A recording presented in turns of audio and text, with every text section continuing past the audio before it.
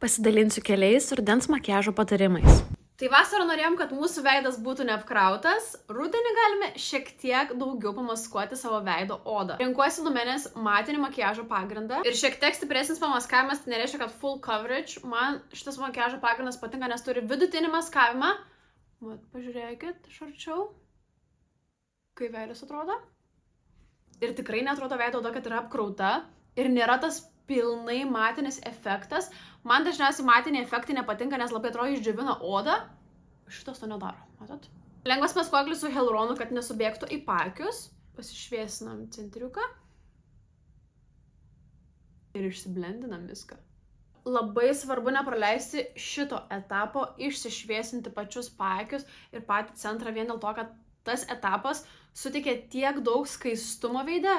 Atrodo iškart pakiai nepavargę, veidas toksai skaistus, išsimiegojęs. Aišku, tik svarbiausia, nesirinkti per daug šviesaus maskuoklio į pačius paakius, jeigu turite tamsius, patamsėjusius pačius paakius. Tai žinokit, niekada nepraleidžiu kreminio kontūravimo žingsnio, tai aš atradau tą naują produktą iš Isadoros ir dabar jau niekaip negaliu su juo išsiskirti. Pradžiai man jis pasirodė per daug pigmentuotas, bet atradau tiesiog techniką, kaip jį naudoti.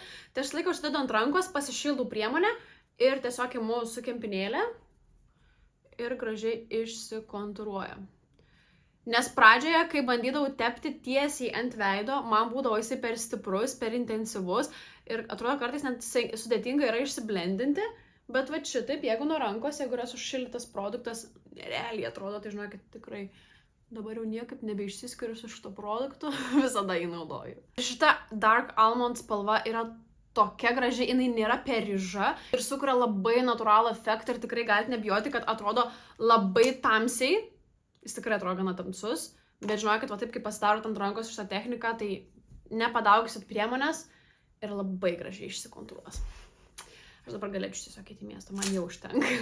Tai subirė pudra lengvai viską pereina ir prispaudžiat, kad kuo geriau užsifiksuotų. Tai šio sezono topinė spalva yra bordo. Šiaip kaip atėjo ruduo, nesinori tų per daug tokių lengvų, peachy, rausvų atspalvių, norisi kažko tokio tamsesnio. Mat labai gerai atrodo. Čia yra vienas mano mylimiausių pieštukų, kur tikriausiai matosi, žinokit, aš juos naudoju taip dažnai, kad man jie taip greit baigėsi, tiek darbe, tiek savo. Vieną įvaizdį darysiu su akcentiniam lūpom, tai tiesiog užtenka su pieštuku pasiryškinti blakstienų liniją. Tai ryškinuosi pačioj gleivinį ir šiek tiek virš blakstienų linijos. Aš visą laiką, kai save dažau, naudoju pirštus. Tiesiog patrinu, kad prasiblendintų. Ir šitas pieštukas labai fainas, jis yra vandenio atsparus, bet jeigu greit dirbat, jis ir labai lengvai retušuojasi. Kasgi dar labai faina ir tikrai labai rekomenduotina rudens sezonu.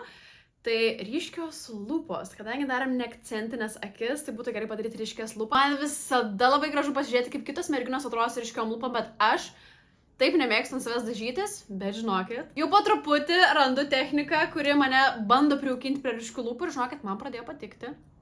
Tai ką mes šiandien darysim, irgi ryškias lūpas. Radau labai fainą Catrice pieštuką, žinokit, šitos plumping lip linerius labai mėgstu ir aš dažniausiai naudoju visas neutralias spalvas. Bet šį kartą aš pasiėmiau bordinę. Taip, bordinę spalvą, kas dažniausiai pas mane niekada nebūna kosmetinėje. Tai pasidarom kontūrą. Man žinokit, taip patinka šitas pieštukas, jis toks minkštas, toks pigmentuotas, su juo taip lengva dirbti. Atrodo, 1-2 ir nusipiešiu tiesiog lūpų kontūrą. Tai ką aš darau? Pasidariau lūpų kontūrą, jeigu norit overlinuoti, jeigu norit ne. Dažniausiai, jeigu bijot ryškių spalvų, tai gal pradžiai nesioverlinkit, dėl to, kad gali atrodyti labai ryškios ir didelės lūpos.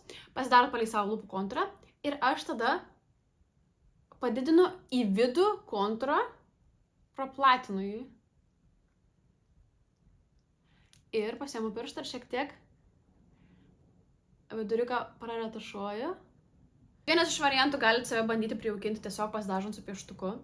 Tarkim, nepilnai užspalvinant, pasispalvinat, praplatinat kontūrą vidinę ir va taip praretušuojat. Pirmas mano etapas toks ir buvo, aš save pratinau nuo pieštuko, nes jeigu uždedat lūpdažį ant viršaus, žinot, kad labai ryški spalva gaunasi. Arba kadangi aš jau šiek tiek prisijaukinau ryškesnės lūpas, tai žinokit, radau labai fainą irgi Catrice lūpdažį matinę, kuris gana gerai išsilaiko. Vieną jau užsitepus ant lūpų, jis tikrai labai ryškus, tai dar aš nesu tiek crazy pasiruošus.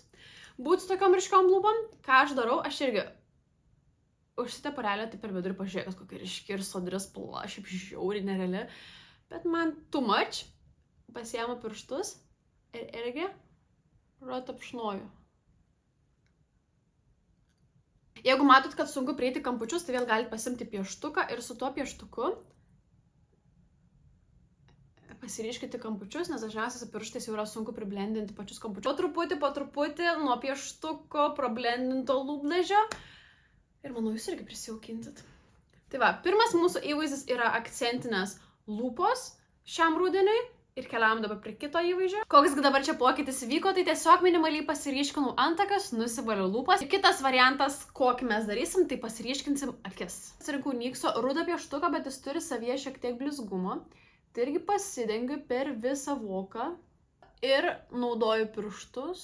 Geriausias blendinimo įrankis. Viską gerai praretušuoju. Matot, iš karto akis yra tokia ryškesnė, tai galite ryškinti tiek, kiek norit. Galim pakartoti dar kartą. Šiaip galiu pasakyti tokią dalyką, kad labai gerai ir lengviausia technika atlikti dūminį makiažą, tai yra naudoti pieštukinę techniką. Kuo daugiau panaudoti pieštuko pačio, nes jeigu bandysi daryti su šešėliais, šešėlis kartais ne visą laiką išgauna tokį intensyvumą. Padarot pieštuku ir tada kiek norit papildomai išgaunat intensyvumo su šešėliais. Jeigu turit dar tamsesnį pieštuką, tai galite pasimti jį ir dabar tik paryškinti blakstienų liniją.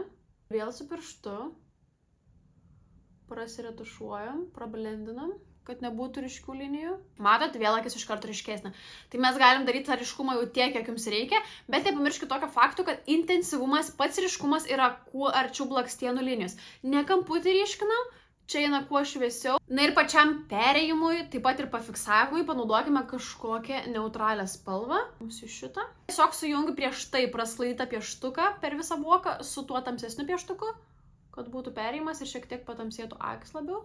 Tai pasiryškinau lūpas su neutraliu, savo vienu mėgstamiausiu pieštuku, tiesiog kontūrą šiek tiek praretušavau su pirštu ir, kadangi dabar padarytos šiek tiek ryškesnės akis, mes darysim neutralias lūpas, tai reiškia tiesiog į patį vidurį panaudosiu lūpų aliejų. Tai žinokit, su lūpų aliejų aš tikrai negaliu išsiskirti, pas mane yra visuose rankinukuose.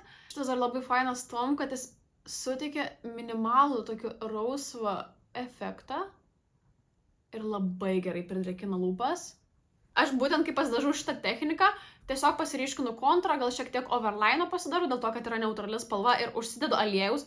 Man lūpos tokios kaip su hialuronu pripaustas atrodo.